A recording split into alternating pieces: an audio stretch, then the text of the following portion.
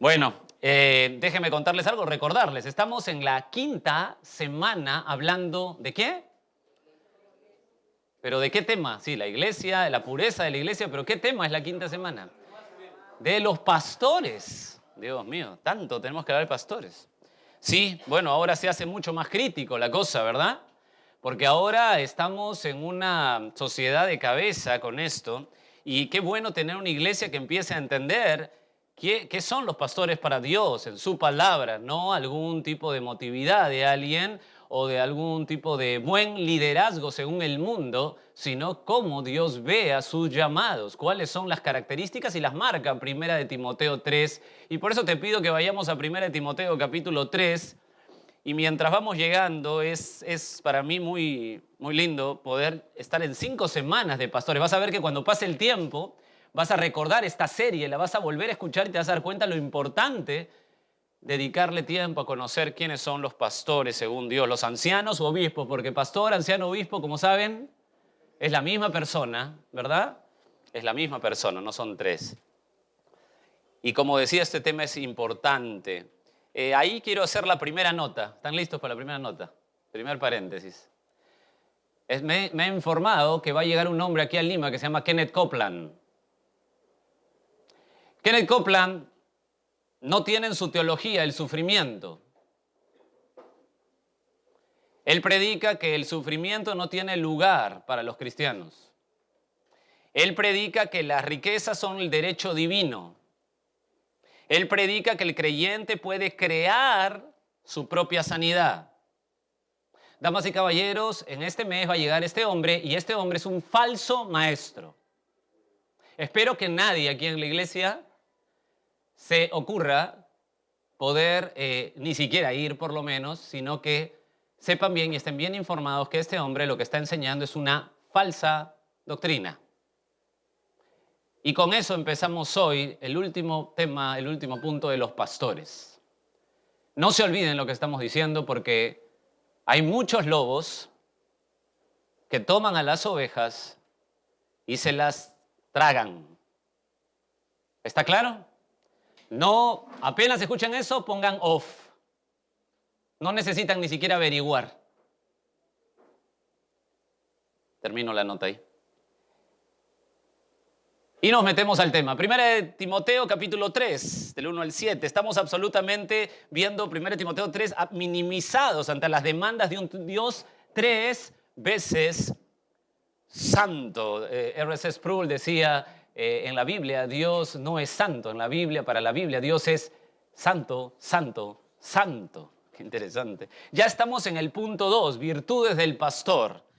¿Te acuerdas que estamos estudiando las características del pastor y vimos la virtud moral, los versículos 2 y 3, la virtud en familia, la semana pasada 4 y 5, la virtud en madurez, la estamos viendo ahora, y vamos al versículo 6 para meternos ya en el tema. 1 Timoteo 3, versículo 6. Esto vimos algo la semana pasada. Dice, no un neófito, ¿están en el versículo 6? 1 Timoteo 3:6. No un neófito, no sea que envaneciéndose caiga, ¿en qué?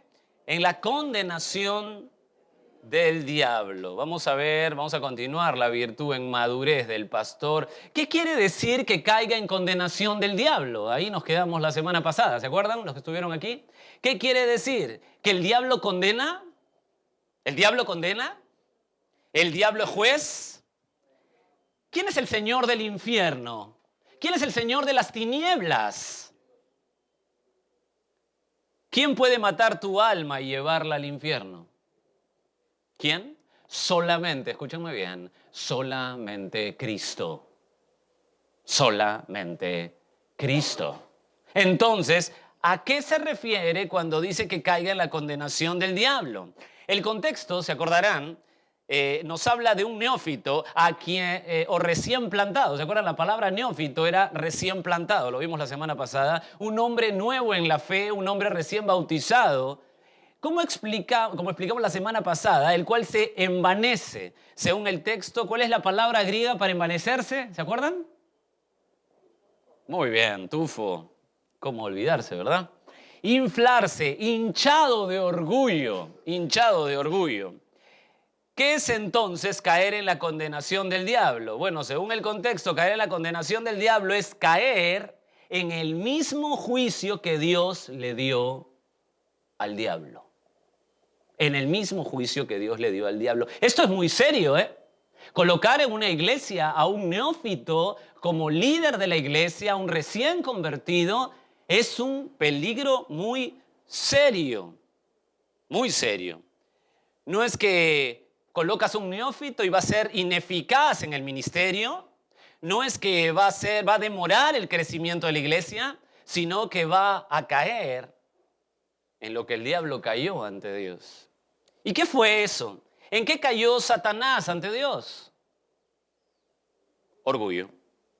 Te voy a explicar cuál es el punto aquí, por qué utiliza esto el autor. Y quiero un poquito que pienses conmigo y estirar tu mente al máximo. Déjame ir al punto, déjame explicarte por favor esto. Ezequiel capítulo 28, por favor.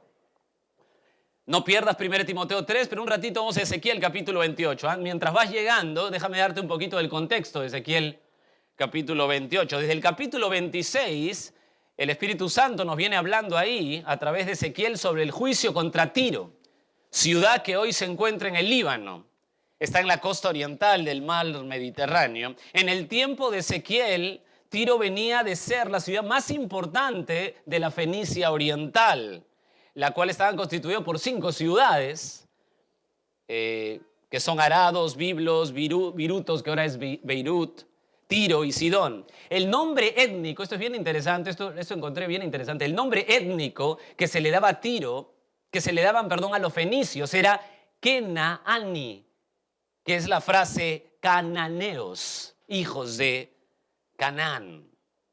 Ezequiel profetiza la invasión de babilónica, la cual se realizó por 13 años. Estuvieron invadiendo Tiro en el año 574. Y es ahí que Dios habla en Ezequiel 28, dirigiéndose, si tú ves el versículo, el capítulo 28, se dirige al príncipe de Tiro, aunque esta palabra príncipe es una denominación, un título, porque en realidad se dirige al rey de Tiro. Y el rey, históricamente, es el hombre Itobal III. Si tú lo ves en la historia universal, coincide en la fecha sobre el rey Itobal III. Y escucha lo que dice Dios en el verso 2 ahí de Ezequiel 28. Hijo de hombre, di al príncipe de Tiro, así ha dicho el Señor, por cuanto se enalteció tu corazón y dijiste, yo soy un Dios, en el trono de Dios estoy sentado, en medio de los mares, siendo tú hombre y no Dios, y has puesto tu corazón como corazón de Dios, y continúa diciendo, o sea, este hombre, Itobaal, tiene un problema. El problema es el orgullo, se ha enaltecido. A partir del verso 11, 28:11, el autor cambia el enfoque.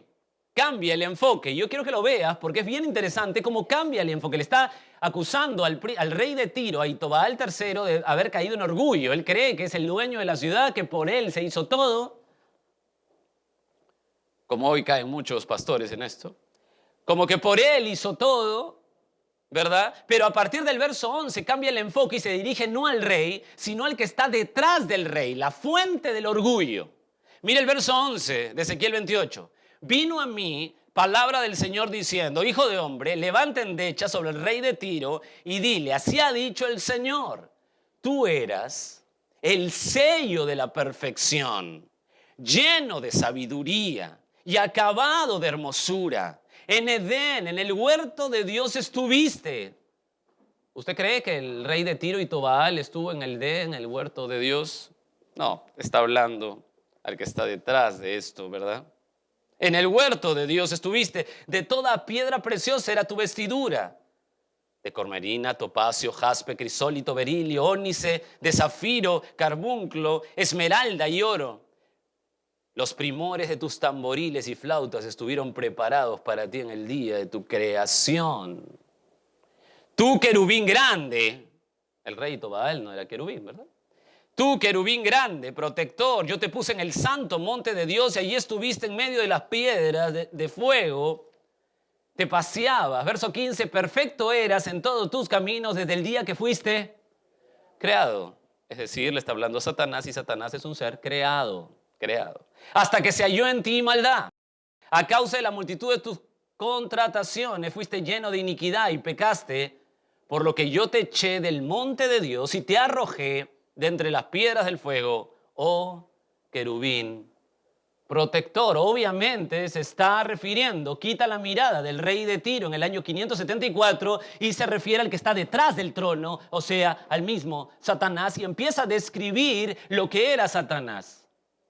¿Verdad? Lucifer.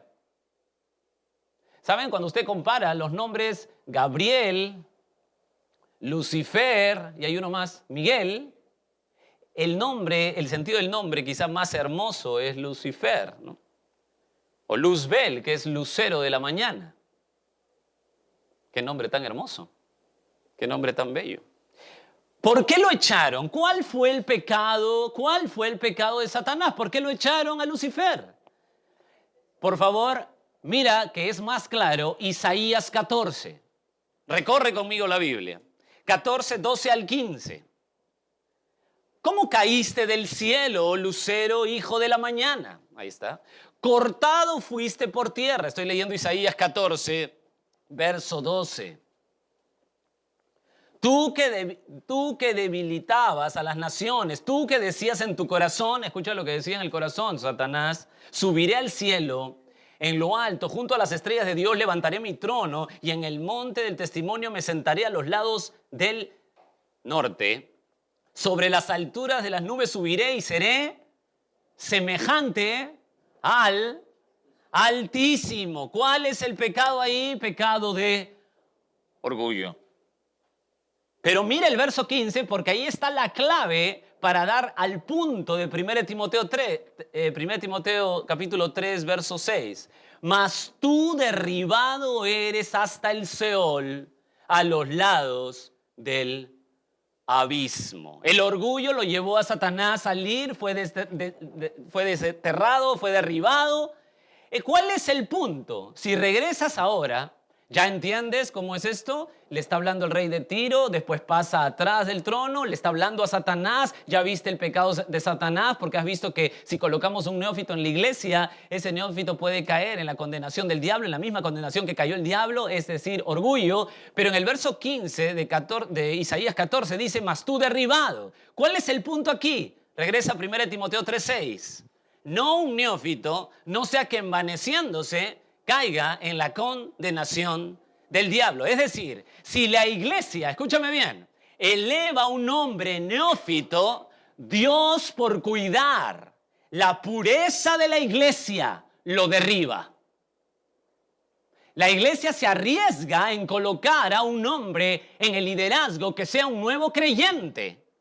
Se arriesga, lo eleva, lo exalta para que Dios venga. Y por amor a la iglesia, por cuidar la pureza de la iglesia, lo que hace Dios es derribarlo. Esto es muy serio. Ese es el punto aquí. No levantemos a ningún nuevo creyente como líder porque Dios lo va a derribar por amor a su iglesia. Ese es el punto que las iglesias tienen que tener claro aquí. Lo va a derribar por amor. William Hendrickson, un gran teólogo que siempre lo mencionamos porque es muy bueno y muy acertado en sus comentarios, dice, el orgullo siempre conduce a la caída. A fin de evitarla, dice Hendrickson, la iglesia no debe elegir a un principiante como obispo. Fin de la cita. ¿Quieres evitar la caída estrepitosa de personas que se enorgullecen, de que se jactan? Entonces, ten cuidado de nombrar en la iglesia a nuevos, recién plantados. Creo que ahí está el punto, está muy claro, ¿no? Entonces, por analogía, atiéndeme bien. Entonces, por analogía, la inmadurez es a orgullo, como la madurez es a ¿qué? A humildad. Entonces, Los hombres de Dios que lideran la iglesia, ¿qué tienen que tener como una característica prioritaria? La humildad. La humildad. Es increíble que hoy todos los liderazgos, no todos, la gran mayoría de liderazgos que se ven, sobre todo por iglesias que se jactan de tener apóstoles, de tener profetas, todo es lo mismo. Él es el hombre. Fuera de él no hay nadie más. Es el Padre, el Hijo, el Espíritu Santo y él. No hay nadie más. Y te hacen sentir como que la palabra que yo desate, esa agárrala. Porque yo la dije, porque yo soy. Hermanos queridos, eso es una torpeza. La única palabra que tiene poder para transformar cualquier mente y corazón es la palabra de Dios. Nada más. Tu palabra ni la mía transforma a nadie. A nadie. La característica de los hombres de Dios es humildad. No podemos colocar en una iglesia a neófitos. Esto es muy grave, es un punto muy fuerte aquí. Déjame hablarte un poquito de la humildad, ¿te parece? Mateo capítulo 20, por favor. El Señor Jesús está terminando su ministerio público en Galilea y se dedica a sus discípulos casi en forma exclusiva y le da una enseñanza a partir del versículo 24, bien interesante, que muchos la conocen, pero déjame recordártelo. Cuando los 10 oyeron esto, se enojaron contra los 2 hermanos. Verso 25, entonces Jesús llamándolos dijo, ¿sabéis que los gobernantes de las naciones se enseñorean de ellas y los que son grandes ejercen sobre ellas potestad? Más, verso 26 de Mateo 20, más entre vosotros, ¿qué dice ahí? No será así, sino que el que quiera hacerse grande entre vosotros será vuestro... ¡Qué tremendo! Y el que quiera ser el primero entre vosotros será vuestro siervo, como el Hijo del Hombre. Ahora se compara a él. No vino para ser servido, sino para servir y para dar su vida en rescate por muchos. Este pasaje empieza, el contexto lo ves en el verso 24, porque llegó la mamá de Jacobo y Juan y le dijo a Jesús, mira, por favor que mis hijitos ocupen los primeros lugares contigo. Son bien buenos, mis hijitos, te los recomiendo.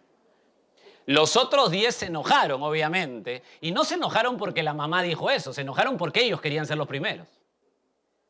O sea, los 2 estaban mal, estos estaban peores también. Estos no se salvan. No sé si te has percatado, pero te he dicho que esto ocurre finalizando el ministerio público de Galilea, o sea, quedaba más o menos 1 año Jesús aquí en la tierra. Ellos habían estado 2 años y siguen con estas cosas. Dios mío, uno como discipulador estaría pero terrible, ¿no? Diría, caramba, qué pérdida de tiempo con esta gente, ¿verdad? Pero mira el ejemplo que le da. ¿Por qué? Porque ellos son portadores de la palabra verdadera. Ustedes saben que los discípulos son los que han puesto la base del Nuevo Testamento, ¿verdad? Toda iglesia, hemos dicho siempre, debe ser una iglesia apostólica. Pero hay que aclarar, porque ahora cuando escuchas iglesia apostólica piensan que hay apóstoles, pero no. Ya los 12 apóstoles que han sido el fundamento de la iglesia, los apóstoles de Jesucristo, ya no hay. ¿Ah? ¿Me están escuchando bien por internet? Ya no hay. Hay que ser claro con esto. Han puesto el fundamento y se les dio para que hagan el Nuevo Testamento. Usted no va a hacer el Nuevo Testamento ni la continuación del Nuevo Testamento. Yo tampoco. No es mi tarea esa, no es la suya tampoco. Estos hombres habían sido separados para que la palabra verdadera sean atalayas únicos del rey y su mayor característica debe ser la humildad. Ese principio sí jala a través de toda la historia donde los siervos de Dios se tienen que caracterizar por la humildad. Lo contrario del orgullo. ¿Está claro hasta ahí? Y tú dices, bueno, claro, se ve rápido, ¿no? Que una persona es orgullosa así, pero usted cuando escucha predicaciones hoy, nosotros como Omar nos espantamos, porque hay gente que está predicando hoy que sí, que yo digo la palabra y tú lo agarras y yo soy el apóstol y te lo digo y tú te bendice mi palabra, o como este señor Kenneth Copeland también que va a venir, igualito, decláralo, si yo lo digo. es... Yo no entiendo nada. Bueno, eso se llama orgullo. Usted, su palabra no pesa, es la palabra de Dios. Entonces, hasta ahí hemos visto la virtud moral, la virtud en familia, la virtud en madurez, y ahora quiero ver contigo la virtud en testimonio al mundo. Verso 7, estamos avanzando, verso 7, mira. Alégrense, verso 7 ya, después de 5 semanas. También, dice el verso 7, 1 Timoteo 3, regresamos a 1 Timoteo 3, verso 7, también es necesario que tenga buen testimonio, ¿de quién? Los de afuera, para que no caiga en descrédito y en lazo del diablo. Vamos al texto. Buen testimonio. Bueno, la palabra buena ahí es kalos, que ya lo hemos visto la semana pasada, ¿verdad? Hermosura externa, excelente, un excelente testimonio. Pero aquí el punto de buen testimonio, el punto se basa en la aseveración, en lo concreto de una cosa. Es decir, ¿quién informa lo concreto del que anhela obispado aquí? El que informa son los de afuera. ¿Quiénes son los de afuera? ¿Los que están fuera del edificio de la iglesia? ¿Quiénes son los de afuera? Mira 1 Corintios 5, por favor, versos 12 y 13. Ahí hay un caso, un suceso de corrección en la iglesia porque hay una inmoralidad sexual. Y en 1 Corintios 5, 2 veces utiliza que están afuera, dice que están afuera, para ver claramente quiénes son los de afuera. Porque ¿qué razón tendría yo para juzgar, dice el apóstol Pablo, a los que están fuera? ¿No juzgáis vosotros a los que están dentro? Porque a los que están fuera, Dios juzgará. Quitad pues, mira cómo ha corregido a un hombre que comete inmoralidad en la iglesia. Quitad pues a ese perverso de entre vosotros. 2 veces dice que juzgar a los que están fuera, ¿a qué se refiere? Que están fuera, a los inconversos. Inconversos.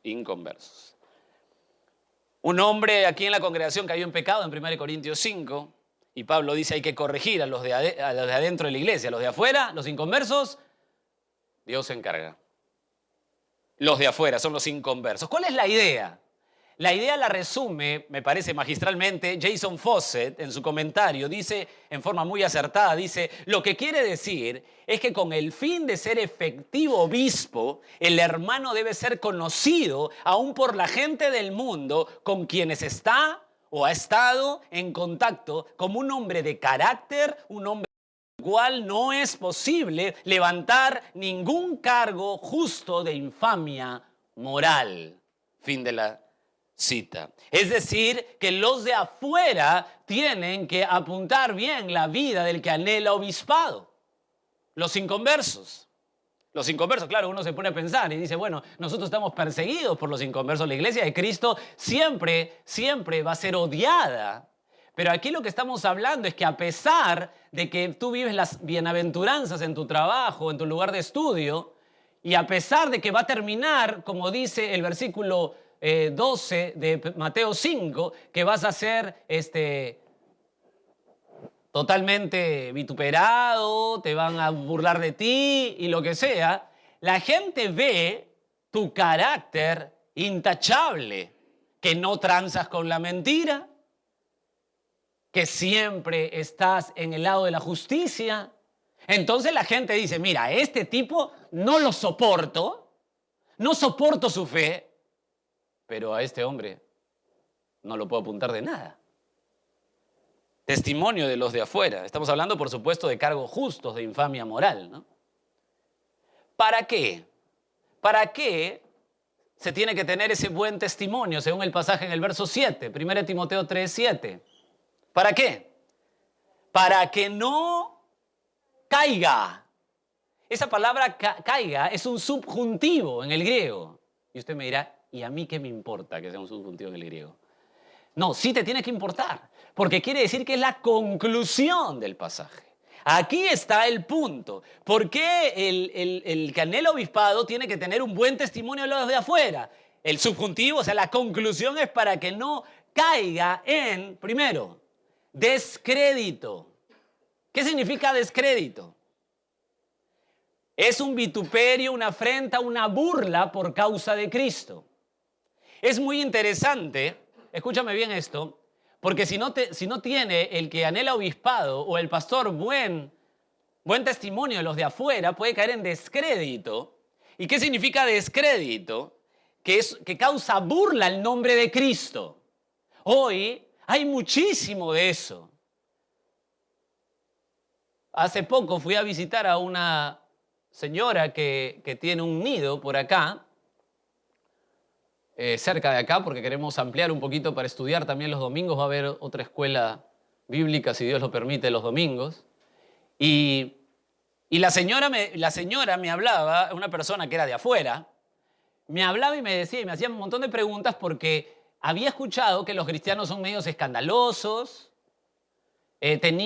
mezcló cristianos con testigos de Jehová. Y dicho sea de paso, ahí hay otra nota, los testigos de Jehová no tienen nada que ver con el cristianismo bíblico. Eso es satánico, por si acaso. Cierro el paréntesis. Y hay una confusión enorme. Entonces hablan los cristianos, todos se piden plata, juegan con la fe, te mienten. Eso es descrédito. Eso es descrédito. Y la verdad es que mucha gente tiene razón. Porque hay líderes de iglesia que caen en esto y expresan como si esto fuera el cristianismo. ¿Sabes? El pueblo de Israel tenía una misión en el Antiguo Testamento. ¿Sabes cuál es la misión del pueblo de Israel para el mundo? Ser luz al mundo, ser luz a las naciones. ¿Eso lo cumplieron los de Israel? ¿Cumplieron su misión? ¿Sí o no? No cumplieron su misión. Y escucha, apunta este verso, yo te lo leo. Romanos 2, 23 al 24. Escúchalo bien. Tú que te jactas de la ley, dice el apóstol Pablo, con infracción de la ley deshonras a Dios. Porque como está escrito, el nombre de Dios es blasfemado entre los gentiles por causa de vosotros. Pablo le está escribiendo, diciendo a los judíos que tenían toda la ley, en lugar de cumplir su misión, no la cumplieron. Entonces los gentiles blasfemaron, se burlaron de Cristo. Esto es terrible, esto es descrédito. Esto es descrédito. Y déjame decirte, hermano, como siempre le hemos dicho, que todo cae como una catarata, ¿verdad? ¿Por qué se pone? ¿Por qué Dios da las características del líder de la iglesia? Porque todos tienen que mirar eso en el hombre que gobierna la iglesia. ¿Para qué? ¿Para que todo el mundo lo aplaude y diga, ay, qué bien, qué buen hombre? No, para que cada persona de la congregación, ¿qué cosa tenga que hacer? Imitar, seguir lo mismo. Y nosotros, si no entendemos eso, podemos hacer que blasfemen el nombre del Señor. Esto es muy serio. Muy serio. No solamente descrédito, sino también dice ahí, esto es bien interesante, que no caiga en lazo del diablo. La palabra lazo, escúchame bien, es atrapar, colocar trampas, atrapar, colocar trampas. Atiende esto, por favor, porque esto te va a dar la interpretación clara de este pasaje. Atiende esto, por favor. El texto dice, mira por favor, 1 Timoteo 3:7, dice, para que no caiga en descrédito y en lazo del diablo. ¿Lo ves ahí? Ya, pero en el original es así. Para que no caiga en descrédito y lazo del diablo. Es decir, no se repite la proposición en otra vez. ¿Me dejo entender? ¿Lo ves ahí en tu frase? Para que no caiga en descrédito y en lazo del diablo. No, acá no se repite la proposición en. Por ello, la mejor interpretación es que al escoger personas que no tengan buen testimonio de los inconversos, el diablo te coloca trampas para desacreditarte. Eso es lo que quiere decir este pasaje. Al escoger personas que no tengan buen testimonio los de afuera, el diablo está en su patio de juegos. Te coloca trampas para desacreditar a la persona. Hasta aquí, ¿cómo debe ser un obispo, pastor o anciano? Debe ser irreprensible, hombre de una mujer, mente clara, accesible, experto en la enseñanza, lúcido, amable, su corazón en las riquezas eternas, hermoso ver su familia, humilde e intachable para los inconversos. Dios santo, ¿qué demandas? Minimiza a toda persona. Minimiza a toda persona. ¿Está bien hasta ahí el verso 7? Permíteme finalizar el tema con las marcas del pastor fiel. Es el punto 3. ¿Se acuerdan que el primer punto era el llamado al pastorado? El segundo punto, las virtudes del pastor, que ya las vimos hasta hoy, hasta ahora. Y el tercer punto, para hablar de los pastores, es la marca del pastor fiel. Ya hemos visto el llamado pastoral, las virtudes de un pastor. Quisiera terminar, como dije, con las marcas del pastor fiel. Por favor, acompáñame a 1 de Tesalonicenses, capítulo 5. 1 de Tesalonicenses, capítulo 5. La iglesia de Tesalónica era una iglesia impresionante, hermanos. ¿Ustedes quieren ver un modelo de iglesia? Tienen que leer Tesalonicenses, 1 de Tesalonicenses, un modelo de iglesia. A pesar de los pocos meses de edad, era una iglesia nuevita. 1 de Tesalonicenses, capítulo 5. Antes, déjame darte una mirada en el capítulo 1, por favor, verso 6, para que tú veas más o menos cómo estaba la iglesia de Tesalónica. 1 de Tesalonicenses 1, 6. Y vosotros viniste a ser imitadores de nosotros y del Señor, recibiendo la palabra en medio de gran tribulación, con gozo del Espíritu Santo, de tal manera que habéis sido ejemplo a todos los de Macedonia y de Acaya que han creído.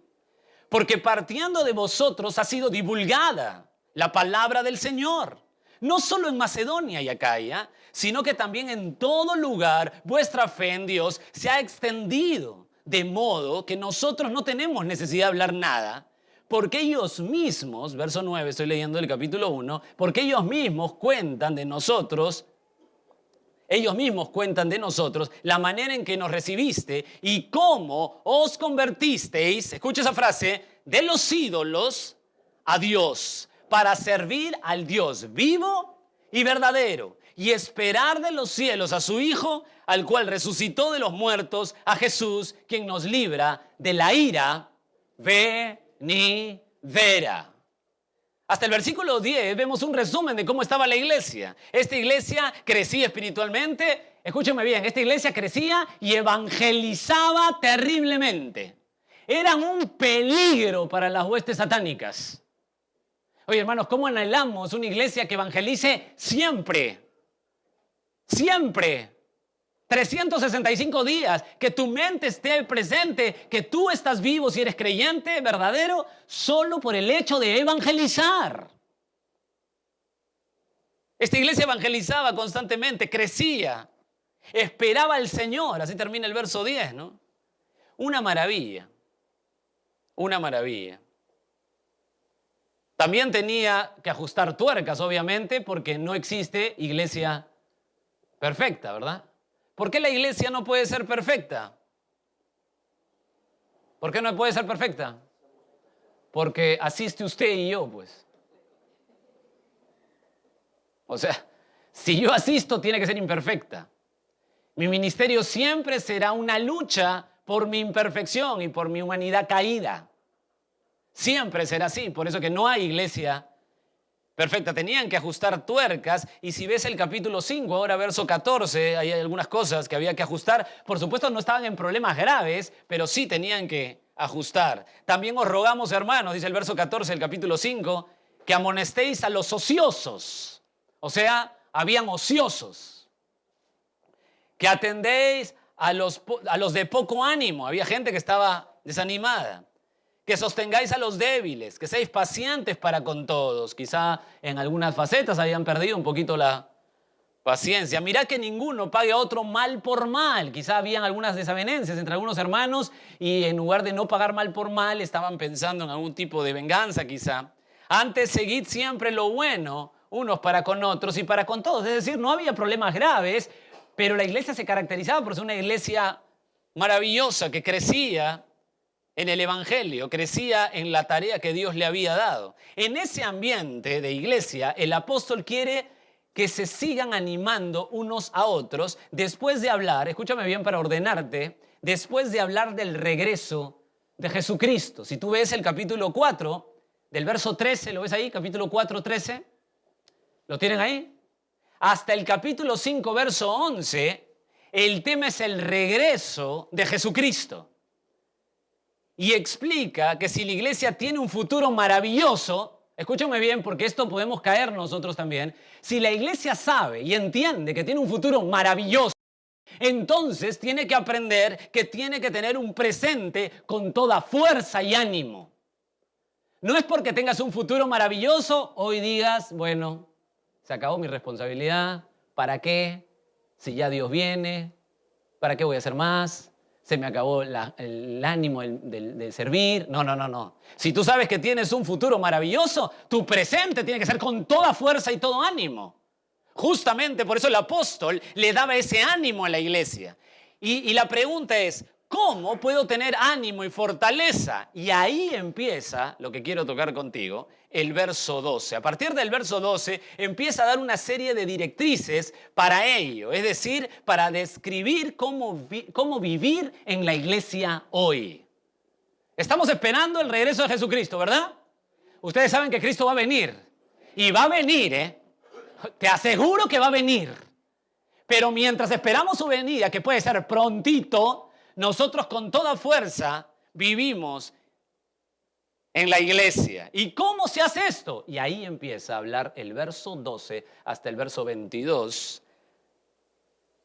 Pero déjame darte el verso 12 y 13. Dice, os rogamos, hermanos, que reconozcáis a los que trabajan entre vosotros y os presiden en el Señor y os amonestan, y que los tengáis en mucha estima y amor por causa de su obra, tened paz entre vosotros. ¿Te das cuenta que cuando lees este texto y ya tienes idea del contexto, ya es distinto? Porque ya sabes que ha terminado de hablar del regreso de Jesucristo. El futuro es maravilloso. Ahora te voy a presentar cómo se vive hoy. Y en primer lugar, nos presenta la relación, escúchame, entre pastores y la congregación. ¿Por qué Pablo presenta en primer lugar cómo se vive hoy en la iglesia la relación entre pastores y las ovejas, pastores y la congregación? ¿Por qué? Pues es aquí, hermanos queridos, el comienzo de la salud de una iglesia. ¿Escucharon lo que les dije? La relación entre pastores y los congregados, o congregados y pastores, comienza ahí la salud de una iglesia. Si la congregación pierde la confianza en sus pastores, o si los pastores pierden la confianza en su congregación, es terrible. Es en ese punto que empieza la salud en una iglesia. Y tú te darás cuenta que los problemas graves en una iglesia, o la gran cantidad de problemas fuertes, son por esta relación. Si los congregados confían en sus pastores y los pastores confían en sus ovejas, la relación, esa iglesia va a crecer absolutamente sana. Ya hablaremos de los congregados, porque después nos tocan los diáconos y después las ovejas, la congregación. Y van a conocer todos las demandas de Dios para su congregación. Pero hoy déjame enfocarte a ti en 3 marcas del pastor fiel responsable. Hermanos queridos, la responsabilidad de un pastor en una congregación es enorme, como lo hemos visto hasta aquí. Es enorme. Me impresionó. De verdad que lo atesoré en mi corazón lo que dice uno de mis mejores teólogos ahora, John MacArthur. Escucha lo que dice, escucha esta frase. Ningún rey, ningún presidente, ningún político, ningún comandante militar sobre la tierra tiene la responsabilidad tan inmensa como el que pastorea las ovejas al darles la instrucción de la palabra de Dios. Prostituir eso es un error aterrador. Fin de la cita. Hermanos, la responsabilidad de los pastores es enorme. Y cada vez que vas estudiando más, vas temblando más y te vas sintiendo más inútil. Y solo tiene que ser la gracia de Dios. Quiero darte, para finalizar este tema, las 3 marcas de un pastor fiel según 1 Tesalonicenses 5:12. Tú ya sabes el contexto, ya sabes por qué empieza a partir del verso 12 a hablar de cómo vivir en la iglesia. Y la primera relación que hay es pastores y congregados, que pastores y ovejas. Verso 12. Os rogamos, hermanos, que reconozcáis a los que trabajan entre vosotros. Hasta ahí. ¿Cuál es la primera marca de un pastor? ¿Qué es lo que tú tienes que ver realmente de tu pastor? ¿Qué es lo que tienes que ver? La marca del trabajo. Trabajo. Un pastor fiel, hermanos queridos, trabaja. ¿Escucharon lo que dije? Trabaja, ¿eh? Pero, escúchenme, no trabaja, trabaja. La palabra trabajar aquí, me encanta, es copiao. Y si la dices rápido es copiado. Copiado. La palabra copiado es un trabajo hasta la fatiga, hasta el agotamiento, hasta el sudor. Trabaja sumamente arduo. ¿Cuál es la responsabilidad? Ahí está en el texto. Trabajan, escucha, esto me encanta, trabajan entre vosotros. ¿Cuál es la responsabilidad de un pastor fiel? Su congregación. Oh, hermanos. Ese hombre da la vida por su congregación. Trabaja arduo por su congregación. Se capacita arduo, hasta la fatiga, horas de horas por su congregación. Trabajan entre vosotros. Su responsabilidad es la congregación. Por ella se desgasta. Me encanta Colosenses 1:28. Apúntalo, yo te lo leo. Colosenses 1:28 dice: a quien anunciamos, amonestando a todo hombre y enseñando a todo hombre en toda sabiduría, a fin de presentar perfecto en Cristo Jesús a todo hombre, para lo cual también trabajo. ¿Qué palabra es trabajo ahí? Copiado. Copiado. Trabajo luchando. ¿Sabes qué palabra es ahí luchando? Agonizomai. O sea, copiado y agonizomai. Trabajo hasta el extremo y agonizante trabajo. La potencia, según la potencia de la cual actúa poderosamente en mí, dice el apóstol Pablo. Doy todo, me desgasto todo, con todas mis fuerzas trabajo.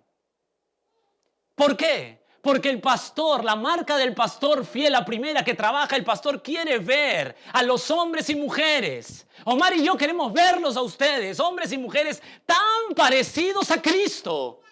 Tan parecidos a Cristo. Me gasto, me esfuerzo, mi trabajo es tan duro para ver a mis hermanos viviendo diferente, amando al Señor, amando su palabra, siendo expertos en la Biblia. ¿Valdrá la pena ese trabajo? ¿Valdrá la pena trabajar tanto por ello? Claro que vale la pena, claro que sí. Escúchenme bien, un gran objetivo merece un gran trabajo. Un gran objetivo merece un gran trabajo. Es el trabajo arduo, hermanos. No cabe en la iglesia del Señor líderes de iglesia ociosos. No cabe en la iglesia del Señor líderes de la iglesia que se están dedicando a hacer todo tipo de actividad administrativa y se olvidan de la profundidad de la palabra de Dios. De dedicarle horas de horas de horas. Mañana, tarde, madrugada a la palabra de Dios. Porque primero tiene que ser afectado él por su trabajo. Es decir, tiene que golpear espiritualmente en su vida para poderlo dar con autoridad. No hay espacio para pastor ocioso. No lo hay. Y tienen que apreciarlo. Tienen que estar siempre abiertos. Los pastores tienen que estar siempre abiertos para escucharles, atenderles, verle. Qué tarea, hermanos. Qué tarea.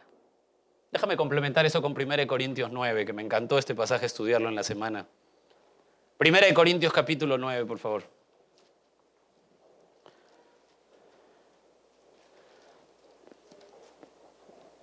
Verso 24. El apóstol está hablando de su ministerio. Y está hablando de que él es un atleta.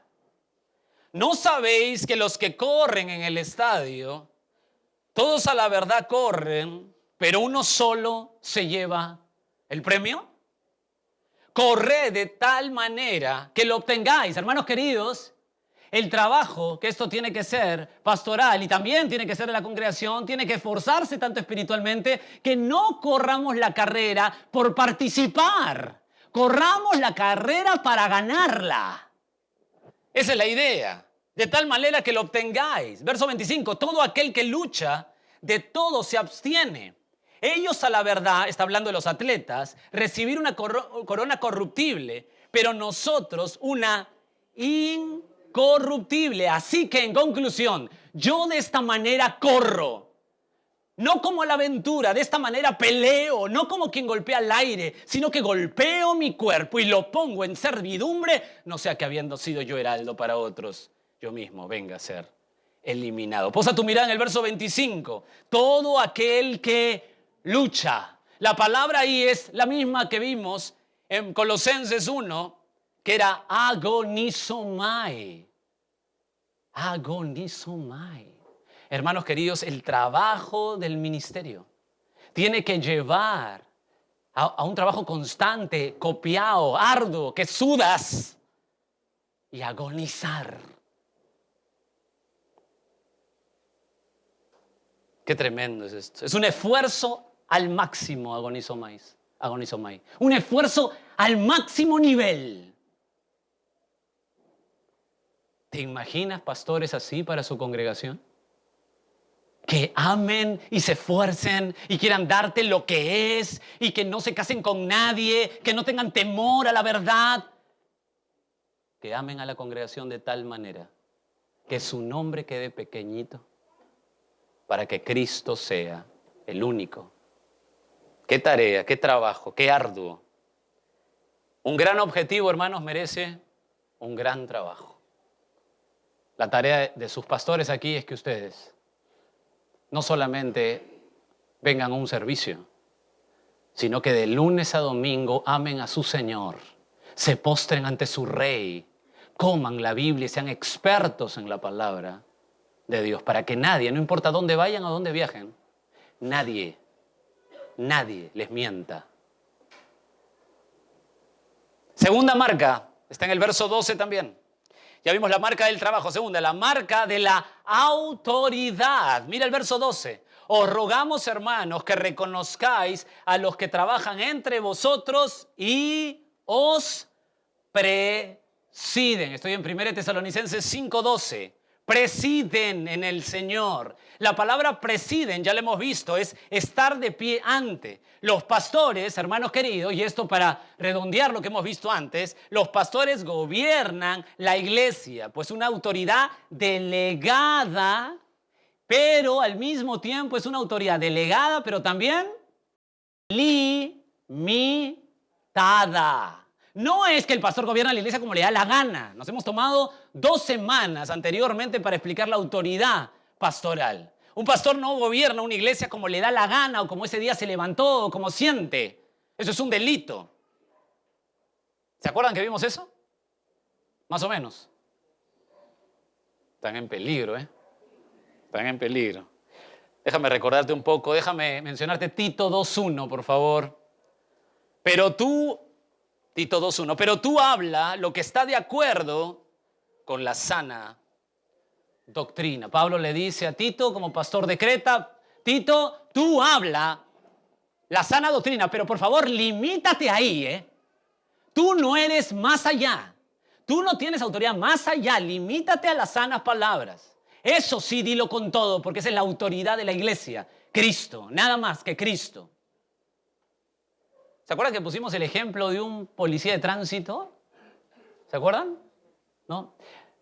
Cuando pusimos el ejemplo que venía un tráiler enorme con un container y un policía chiquito, que le decían el chato, se puso ahí con su uniforme y se puso en medio de la carretera y estiró la mano así. ¿Qué crees que hizo el container? Paró. Un container enorme y un chiquito. Pero ¿qué pasa si ese chiquito, por supuesto paró porque él tiene autoridad, él es policía de tránsito, ¿verdad? Pero ¿qué pasa si ese chiquito va con su uniforme a tu casa y te dice que le des el televisor porque él es policía? ¿Tú qué le dices? ¿Le das el televisor?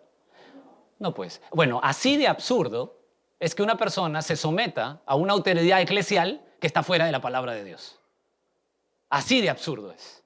Así de absurdo. Entonces está limitada. Sujeción a la autoridad pastoral, que es el siervo de la palabra. Pero ¿quiénes gobiernan una iglesia? ¿Quiénes, hermanos? ¿Los qué? Pastores. El gobierno de la iglesia no es congregacional.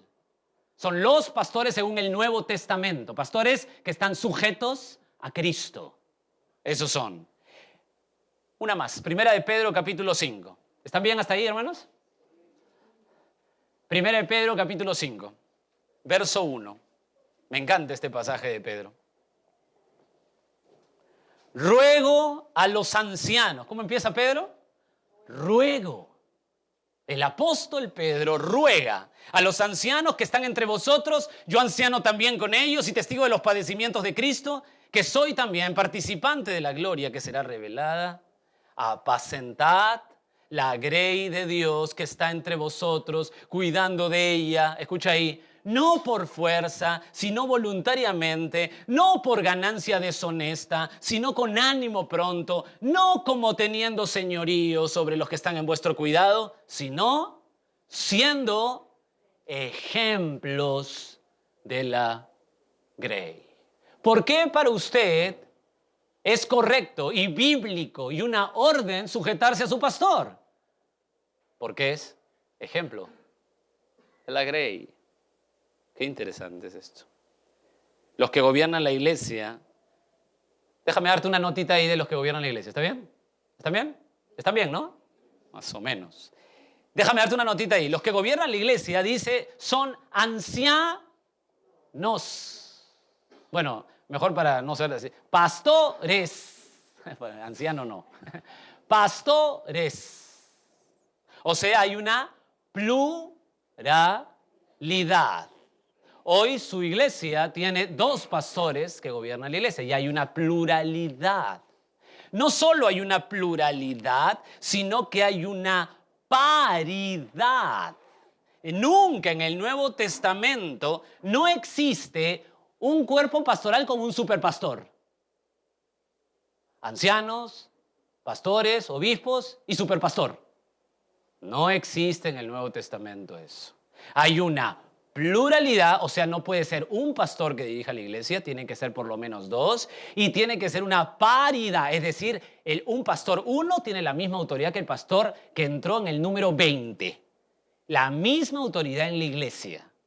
Nada que mi voto vale más que otro voto. No, es una paridad. Déjame argumentarte esto, me encanta Hechos 14. Hechos 14. Después del segundo viaje misionero donde empieza a instituir ancianos, el apóstol dice, Hechos 14:23, dice, después que les designaron, escucha, ancianos en cada iglesia. ¿Te diste cuenta? Ancianos en cada, ¿escucharon? Ancianos en cada iglesia. Habiendo orado con ayunos, le encomendaron al Señor en quien habían creído. O sea, son ancianos en la iglesia. No puede ser anciano, porque si no, yo solamente conozco un pastor que puede ser el pastor máximo de una iglesia, que no necesita ayuda, no necesita pluralidad, que es omnipotente, omnisciente, que es mi Señor Jesucristo. Después, nosotros tenemos que tener una pluralidad y una paridad. Nadie es más pastor, nadie es el que manda, nadie. Siempre hay un acuerdo para las decisiones y tiene que ser ese acuerdo total, completo. Completo. De acuerdo todos. Si no, seguimos orando. De acuerdo todos. Ese es el gobierno que presenta el Nuevo Testamento. Por eso que la marca es la autoridad. Ustedes tienen que ver eso. No hay un pastor jefe, no hay el que mande, no hay el que me dice, por favor, me ponen el letrero atrás, adelante. Eso no tiene nada que ver el pastor no sabe nada de eso. A menos que sea un pastor que sea diseñador, no sé, diseñador de interiores. No sé. Está bonito el letrero, ¿no? Pluralidad y paridad. En este momento, Omar y yo tenemos una pluralidad y una paridad. Nadie, jefe, nadie aquí, nada. Los dos nos rendimos cuentas, los dos nos ponemos de acuerdo y en muchas ocasiones, sobre todo en las últimas semanas, hemos pedido también consejo a pastores de mayor experiencia que confiamos y que tienen una claridad. La tercera, ya vimos la marca del trabajo, la marca de la autoridad. La tercera, marca del pastor fiel, la marca de la amonestación. Uy. Verso 12, os rogamos, hermanos, que reconozcáis a los que trabajan entre vosotros y os presiden el Señor y os amonestan. La palabra amonestar, no se asusten, la palabra amonestar es instruir, que los instruyen. Es la instrucción, escúchame bien, es la instrucción con miras a la corrección. Escúchame bien, esto es sumamente importante. El pastor, la marca del pastor es que él enseña para que haya una medida de cambio, una mira de corrección. No es simplemente un mensaje informativo. No te estoy informando, es la enseñanza con el objeto de corrección, que la congregación vea su pecado y tome el rumbo a la corrección. ¿Me dejo entender? Esta palabra, amonestación, no es simplemente informar algo. Es que el objetivo es que tú escuches, te confrontes a tus pecados, tus asquerosidades bien metidas y quieras tomar un rumbo distinto. Esa es la instrucción. Esto es increíble. ¿Y con qué se hará esa instrucción? ¿Cómo uno puede tener una espada tan filosa para poder instruir, para que alguien se sienta, sepa que está en pecado y dé media vuelta y se corrija? ¿Qué espada puede ser tan filosa? La palabra de Dios, solo la palabra de Dios. ¿Con qué se hará esto? Con la poderosa herramienta de la palabra de Dios. ¿Por qué? Porque la batalla, hermanos queridos, está en tu mente. ¿Escucharon lo que les dije? La batalla está en sus mentes. Usted no va a vivir lo que no conoce. Nunca va a vivir lo que no conoce. Por eso que tiene que estar usted expuesto a la instrucción correcta de hombres fieles, correctos, para que su vida sea transformada de verdad. Esa espada la tienen que usar correctamente. Correctamente. Esto es a la mente. 2 Corintios 10:5. Voy a ir ahí, si quieres márcalo, yo te lo leo. 2 Corintios 10:5 dice esto. Derribando. Voy a empezar desde el 4. Porque las armas de nuestra milicia no son carnales, sino poderosas en Dios para la destrucción de fortalezas. Escucha el verso 5. Derribando argumentos y toda altivez que se levanta contra el conocimiento de Dios y llevando cautivo todo pensamiento a la obediencia a Cristo. Esa, hermanos, es la tarea de instrucción, es la tarea de la lucha espiritual, de la guerra espiritual. Damas y caballeros, la guerra espiritual de un pastor no es botar demonios. La guerra espiritual de un pastor no es liberar a la gente para que echen espuma y comentan un show. La tarea de un pastor es agarrar la palabra, ser un experto en la instrucción y que el poder, la dinamita que sale de aquí, transforme tu vida. Derribe ese esquema que tienes mental de todos tus estudios, de toda tu experiencia, de todos tus bagajes, la destroce y ponga la palabra de Dios como bandera arriba que se muestra. Esa es la lucha espiritual. No es estar temblando a la gente, ni tonteando. Es la palabra de Dios expuesta. Tenemos que instruir con la palabra de Dios. Hechos 20:32, apúntalo.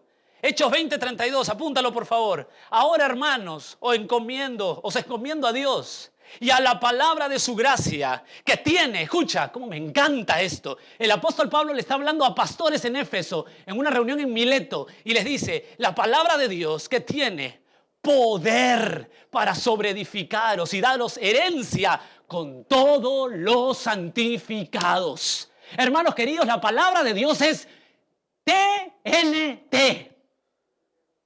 Dinamita pura.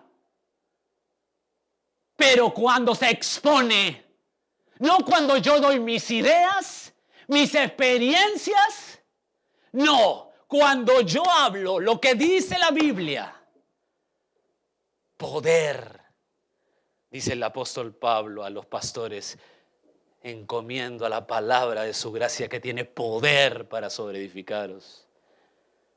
Qué increíble. Damas y caballeros, el pastor no puede ser, escúchame bien esto, no puede. Este mensaje está grabándose y quiero ser claro con esto.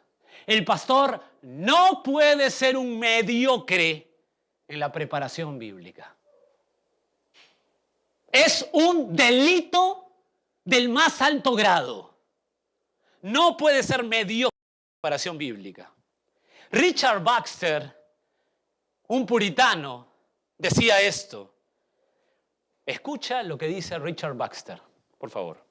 Predicar un sermón, dice Richard Baxter, ¿qué capacidad necesaria para hacer que la verdad sea clara? Para convencer a los oyentes, para dejar que la luz irresistible entre a sus conciencias y dejarla ahí y que la entiendan y atornillar la verdad en sus mentes. Y que Cristo sea parte de sus deseos, enfrentar toda objeción y resolverla de manera clara. Sigue diciendo Richard Baxter, un Dios tan grande cuyo mensaje entregamos, le está hablando a pastores, debe ser honrado por nuestra presentación del mismo. Es un caso lamentable que en el mensaje del Dios del cielo, del momento eterno, de las almas de los hombres, debamos conducirnos de manera tan débil y tan inepta, tan imprudente o tan superficial, que la tarea entera que nosotros llevamos a cabo de manera mediocre en nuestras manos y que Dios ha deshonrado y que su obra sea objeto de desgracia y los pecadores sean más bien endurecidos y no convertidos. Fin de la cita. Hermanos queridos, el no ser un experto en la palabra de Dios como pastor es un delito del más grande nivel. Hoy tenemos una sociedad que dice, bueno, ¿qué va a predicar? Ah, bueno, no importa, Dios lo usará, no importa quién predique, total, Dios lo usará. No es así. Tiene que haber una seriedad en esto. Si usted se va a operar el estómago, ¿a dónde iría usted? Iría donde el hermanito, ese hermanito que le gusta con el bisturí cortar barrigas en cada esquina. Pero es bien bueno, ese es un hermano, Dios lo usará. ¿Usted haría eso? No, usted va a averiguar quién es un gastroenterólogo absolutamente experto en esto, ¿verdad? ¿Por qué cuidamos nuestro cuerpo y no cuidamos el cuerpo de Cristo? Hay de aquellos pastores que no tomen en serio el ministerio de la palabra. Robert Murray Machin, ministro escocés que solo necesitó 29 años para impactar